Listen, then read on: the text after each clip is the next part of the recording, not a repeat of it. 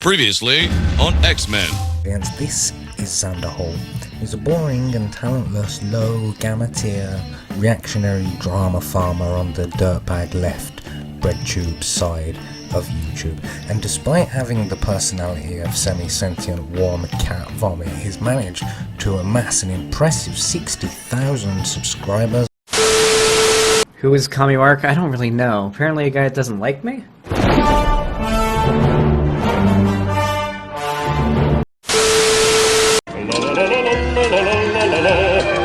Oh, this? I love this. I fully support whatever this is. It's been a little over a year now since we dropped that infamous video reacting to Anna, that Star Wars girl, being attacked by BreadTube Beta Boy and Daddy Vosh simp Xanderhall.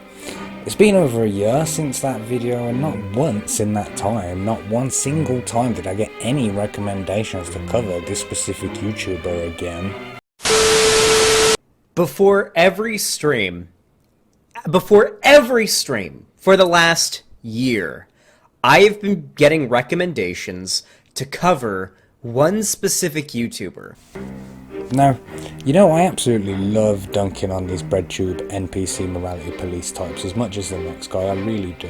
But I waited a long time before doing this follow-up video because, you know, reacting to someone as low on the intelligence scale as Xanderhall almost feels like cheating. I mean, I won't lie and say I'm not getting any enjoyment out of it, but it's like there's very little sport in it or whatever. His content doesn't really come off as anything unique, right? Like, he's not colossal in the grand scheme of things, so it's not like he's causing so much harm by putting out content that, you know, I find disagreeable, that I think it's worth covering. He's very, like, bog standard anti-SJW YouTuber. Xanderhall is your run-of-the-mill basic bitch SJW YouTuber and cancel culture supporter who is also not colossal in the grand scheme of things, and whose own incompetence and lazy low-effort content makes him and his channel so impotent that he's actually a net detriment to the BreadTube community as a whole. And I decided that today was going to be the day that I finally answer all of your prayers. And I talk about YellowFlash 2? That's right, bitches, buckle up. It's Xanderhall versus YellowFlash, and YellowFlash's content is the bottom of the right-wing barrel. Brace yourselves for some cringe-inducingly bad takes, wild, floundering and unsubstantiated nonsense as a woefully underprepared Xanderhall attempts to own ComicsGate hero and friend of the channel, YellowFlash. Obviously, I mean friend of our channel, the people's channel. He's so out of his depth, he has no clue what he's talking about, but he's not worried about it because he's overconfident and not smart enough to understand just how woefully underprepared he is here, or anywhere, not just on YouTube, I mean like outside in real life where the grass is. YellowFlash 2? I don't know why he's got a 2. I mean, did he get banned from YouTube and make an alt account? And in true Xanderhall fashion, dude just leaps to the worst possible and most wrongest conclusion based on nothing other than his own personal anti-ComicsGate prejudices. Was he banned by YouTube or something? No, Jesus Christ, it's not an Enigma machine level code, comrade. We don't need to get Alan Turing on the phone to crack this one. The reason it's called YellowFlash 2 is because, duh, it's his second channel. His main channel's right here. I'm like, oh my god, BBC 2? Did BBC 1 get banned or something? This is, at most, like a Scooby-Doo level mystery, bro. Jinkies! Xanderhall does this a lot, and we talked about it last time too, how he'll just pull an assumption out of his ass, how he'll make wild, incorrect predictions, the betcha gambit, and then treat those ideas as actual facts. But I went ahead and I took like a brief look over like his titles and his thumbnails here, and they're definitely something. He's definitely got something going on. This dude seems like he really likes this picture here. I don't know who this is with the pink hair and the pink glasses. I guess they That's Megan Rapinoe, the US women's national team player and World Cup winner. She's an insufferable virtue signaling hypocrite who, despite championing equal pay for male and female footballers, was cancel cultured for making racist comments about Asian people's eyes. Yeah, something like that. You know how there's like 5 SJW faces? Like there's Trigglypuff, Big Red, the one person in the like the neon green jacket and the glasses that's like looking up into the air screaming. Who's like the angry SJW that's like, you know, making the face and with the glasses and the blonde hair kind of swept over. There's like 4 or 5 of them, and all of those images originate from 2013. Except that's not even true, not even 2% true. This is exactly the kind of misinformation I'm talking about with this guy. All of those images come from 2013.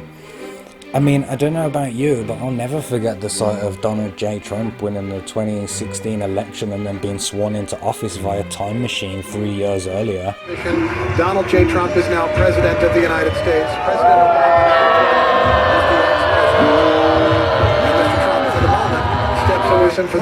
Creating the crack in the space-time continuum leading to the assassination of Harambe that put us on this new funky-ass broken timeline in the first place. Did I say timeline? And it's not just that one that's wrong. Trigglypuff is from a group of college students who tried to shut down some on-campus debates hosted by conservative fuckstick Steven Crowder and alt-right fuckboy Milo Yiannopoulos. The triggered girl, Vicky Fiona, I don't make up the names, blame the internet and their parents. Blame their parents for ever letting them on the internet in the first place. You know, 1 minute your kid's just punching pigs on Minecraft, then before you know it he's radicalized into a shit, radlib political commentator. The triggered girl comes from an Alex Jones InfoWars video, also from, yes, you guessed it, 2016. And they've just been using them for thumbnails, and it's like a face to put on the straw man of the left for so long now. If you wanted to give little Xanderhall at least some participation points, you could be generous and say something like, Big Red actually comes from a 2011 video where she argues with some men at a feminist rally. But nah, that's not 2013, nah, you're wrong. And as we go through the video, you might start to notice that emerging as a consistent pattern. Now I want you to notice what he says here. What do we got here? Batman? I don't really give a fuck about Batman. Future of He-Man? I don't give a shit about He-Man. Can we find one where they're talking about, like... Can we find one where he's talking about, like, a franchise that I give a shit about? He's all like, I don't give a fuck about Batman, I don't give a shit about He-Man, as he flounders around looking for some franchise that he does give a fuck about. Then, in the very next breath, says... I feel like, let me tell you what I think this guy's going to be, alright? Every time I watch one of these ComicsGate type dudes, or like one of these people who rails against some new left-leaning bit in some nerd-leaning medium, I always end up finding that they don't give a fuck about the mediums they're discussing. They just have a line they want to toe, and it makes them money and it gets them views, so they toe that line. You know what I mean? They don't give a shit about the medium, it makes them money. They don't give a fuck about these franchises. It's rare to see such an instant mental switch from, I don't give a fuck about Batman to, the problem is, these guys don't give a fuck about Batman. Like, when you're doing projection, the first part, that's supposed to be like subconscious and not something that you say out loud just seconds before. I can't wait for you to enlighten us, brother, please. The floor is yours. Go woke, go broke is their big tagline, but it's rarely true. And usually when whatever is gone woke does go broke, it's usually for reasons that don't have to do with going woke. Get woke, go broke doesn't even exist, except when it does, and even on those occasions, well, those ones don't count. These massive corporations wouldn't be going woke if it wasn't of some benefit to them, okay? These corporations, these multi-billion and multi-million-dollar corporations, they know what they're doing when they start virtue signaling progressive ideology. That's all I'm saying, okay? The evil mega corporations know better than you bloody peasant. Sit down and consume more of your state-subsidized, manufactured, confirmation-biased media. Stuff your face with hot buttery popcorn that you genocided the Aztecs for. Well, not just for popcorn, it was mainly for the gold, I reckon. Kinda like these movies, just for the gold, just for the coins, that's capitalism, innit? In the pursuit of eternal growth, you can always trust the capitalist pigs to find new and interesting ways to exploit any ideology or group of people or individual. These multi-billion and multi-million-dollar corporations, they know what they're doing when they start virtue signaling progressive ideology. That's all I'm saying, okay? They sure do know what they're doing, like how they released this movie in theaters and on Disney Plus on the same day, violating Scarlett Johansson's contract, screwing her out of millions of dollars in royalties.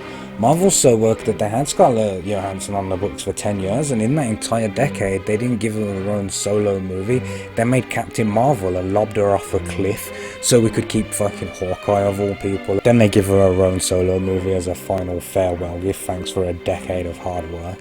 They fuck her over for millions of dollars. Black Widow excuses won't stop NPC media still trying to cover up Marvel failure?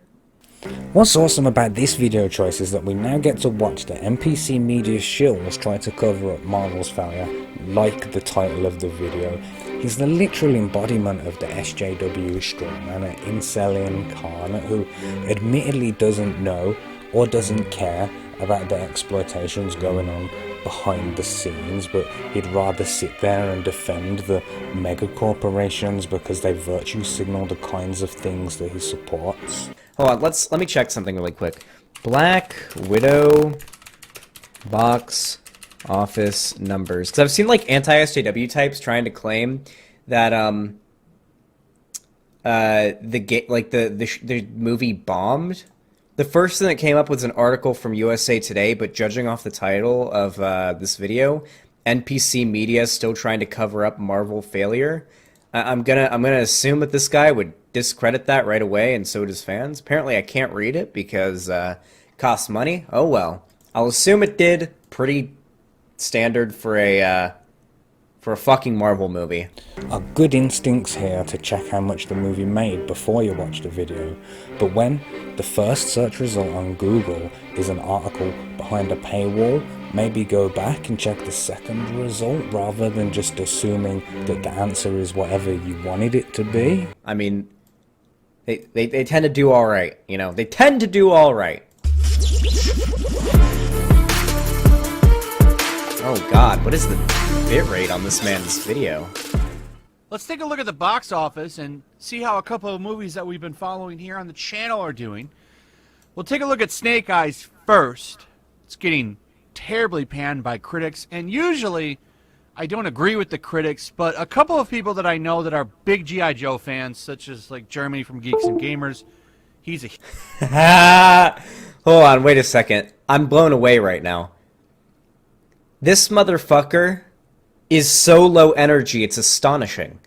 He's so boring. This is the most boring reactionary I've ever responded to. If I had a boner right now, the lack of energy this guy exudes would be sucking my boner energy out of me. My rock hard veiny cock would go limp because of how disappointed I would be by this guy's energy. Like, what am I even supposed to say to that? That's just disturbing. I don't know like what the deal is with this movie. Is the main character black? Is that what it is? Is the main character a woman or gay or something? Does anyone here know why the anti-SJW types are mad about it? Is there a gay character? Is the main character black? Is there a woman? Like what's the deal? What pissed them off? The anti-SJWs hate it, therefore it must be because they're racist, misogynist, homophobes, ipso facto QED, like our friend Xanderhall here, I don't really give a shit about G.I. Joe Snake Eyes origin movie either. I still haven't seen it, but there is a very interesting discussion around Snake Eyes' race and the way that Larry Hama was treated by the comic industrial complex, and it has lots of layers and depth and nuance. But sure, let's just cry racist. It must be because the character is a black gay woman or whatever. No, he's Asian, but they usually don't hate Asians as much. These types of people, they don't really hate Asians as much. Remind me, which one of us hates Asians?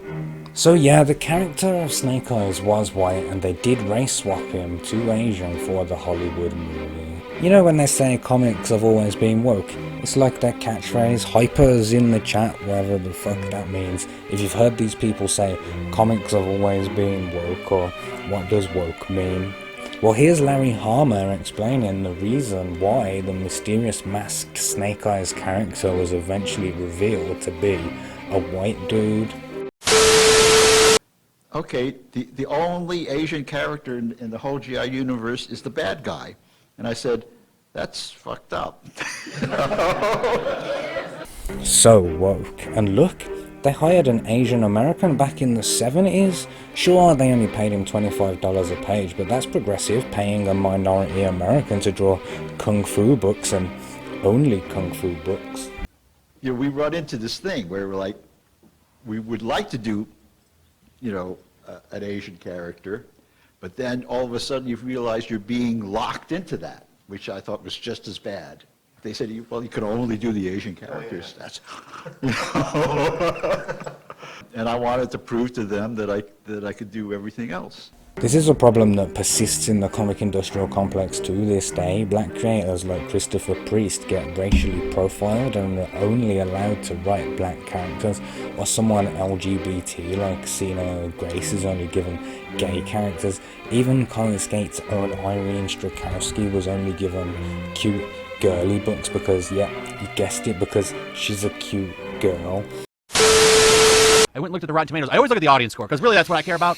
If the audience likes it, then that means, okay, this might be worth checking out. It's at a 72, which isn't bad. That's pretty okay. It means it's probably a mediocre movie. Yeah, I would probably give this movie a C tier, personally, just going off of like the fact that I give so few shits about G.I. Joe. Bro, you can't just give a movie a rating without seeing it. Again, this is an example of Xanderhall just making up an assumption on the spot and treating it as if it was an actual fact. I find it funny that people are saying that this movie is the biggest movie of the year, and that's not true. Godzilla and Fast 9 have destroyed this movie. The box office total worldwide is $260 million. That's pathetic when you compare it to Fast 9, which is currently, I believe, top dog. We can take a look at Godzilla vs. Kong, and even that movie beats it.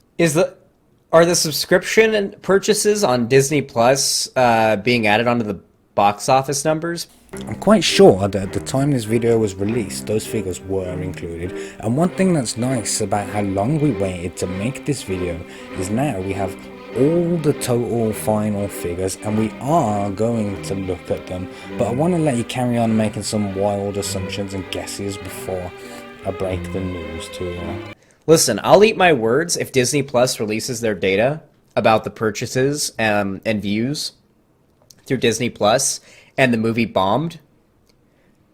Listen, if that happens, I'll eat my words, okay?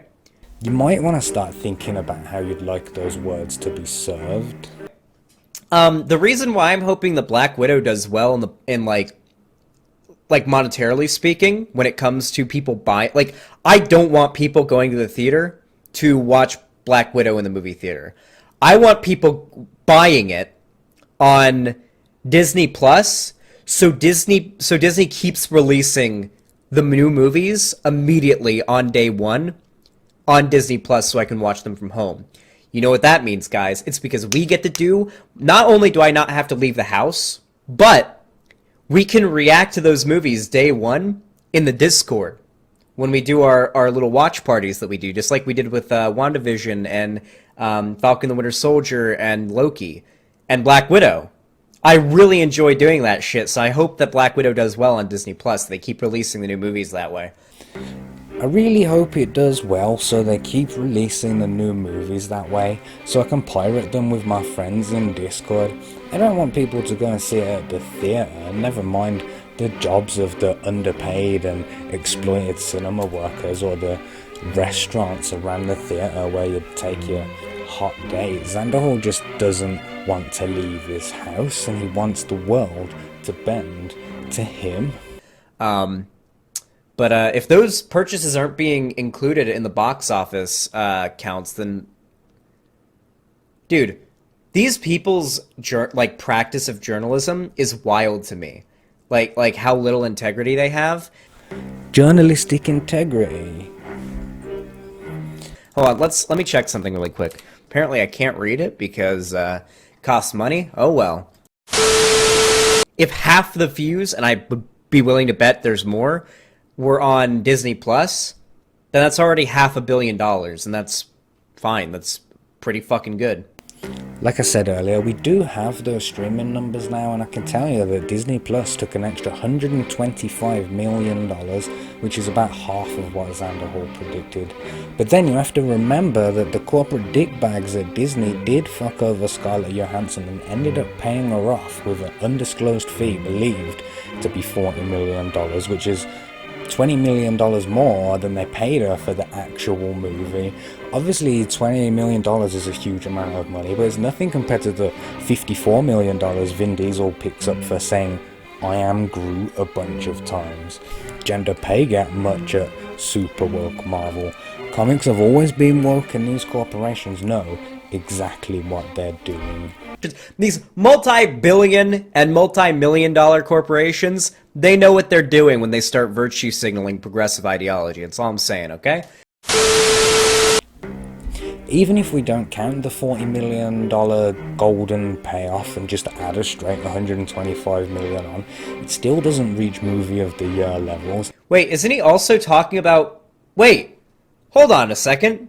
Not only is he not accounting for streaming service sales on Disney Plus, but Godzilla vs. Kong, didn't that come out months ago? And yes, both Fast 9 and Godzilla vs. Kong have been out much longer. Sure, that's an unfair comparison. I mean, I'd argue that movie of the year should be the one that made the most money. And I'm sure that given an equal amount of time, Black Widow will definitely pass those two movies, right? Black Widow is not the movie of the year because it's barely even touched Godzilla vs. Kong, which was available on HBO Max. Also, here's like a pretty hot tip here. Real good hot tip, okay? A nice steaming hot tip inserted into your supple mouths, my lovely chat. Oh, what is with the repeated violent sexual imagery on this channel? Like, he's threatening to rape our faces here. If you go 7 months without Marvel releasing a movie, if it is the first Marvel movie released in that year, MCU I should say, if it is the first MCU movie released in that year, it is going to be the movie of the year. Up until the next Marvel movie comes out, assuming it does better. And you are correct that every Marvel movie released in this year beat the Black Widow at the box office. Even the Eternals beat it. The fucking Eternals. Jesus. How much you want to bet it's going to come out that Black Widow did just fine? It's going to get around. I think if I were to guess, just going off of what every Marvel movie makes these days, I would guess it'll probably make $1 billion. It'll get either just below or just above $1 billion. It'll be in that general range of $1 billion. That seems to be the current bog standard for these MCU movies now. It'll probably make $1 billion, and then you'll never hear about it again from these people. The quartering they'll be proven wrong, just like they have in the past, and then you won't hear a fucking word. The Black Widow movie made $379 million at the box office and cost $200 million to make. Everybody knows that because of marketing on a Hollywood movie, you have to double the budget to break even. $379 million means that if we rank Marvel movies by their box office, the Black Widow comes third from bottom, ahead of only Edward Norton's Incredible Hulk and Captain America the First Avenger. The movie was a flop by any and every measurable standard. Black Widow comes third from the bottom, fourth, Eternals, fifth, Shang-Chi. It wasn't just Black Widow, but every Marvel movie that year, apart from Member Berry Spider-Man obviously, was a massive virtue signaling flop. I think it was better than like Iron Man 2, it was better than Thor the Dark World, it was better than Thor 1.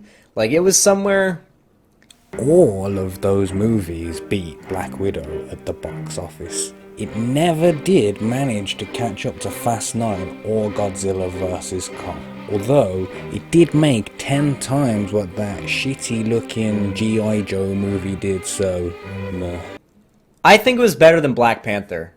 What's wrong with Black Panther just because they have a black superhero? Why? Some kind of bigot just because a guy's black. You can't relate to him and his story. Good stories are about the human condition. It doesn't matter how a character identifies. It's always been about good storytelling. Like, if you want to make an argument about Captain Marvel being like an SJWE, like, political movie culture war thing, I'll agree with you. There were some very cringy girl power scenes in Captain Marvel, okay? Hypers, if you've seen Captain Marvel, if you have, you know exactly what I'm talking about. You know the scene. Endgame had one too, alright? Listen. Your boy Zan calls that shit out, okay? See, you don't like Black Panther and you think Captain Marvel is cringe? What I love about this clip, this whole Xanderhall video in fact, is that he agrees these movies are going woke. The usual move here is to deny that that's the case, or to say that they've always been woke, or just pretend that you don't even know what woke means. But Xanderhall actually agrees that massive mega corporations are virtue signaling, and the movies that they do this in are bad. I don't think he really disagrees with the ComicsGate assessment of what's going on.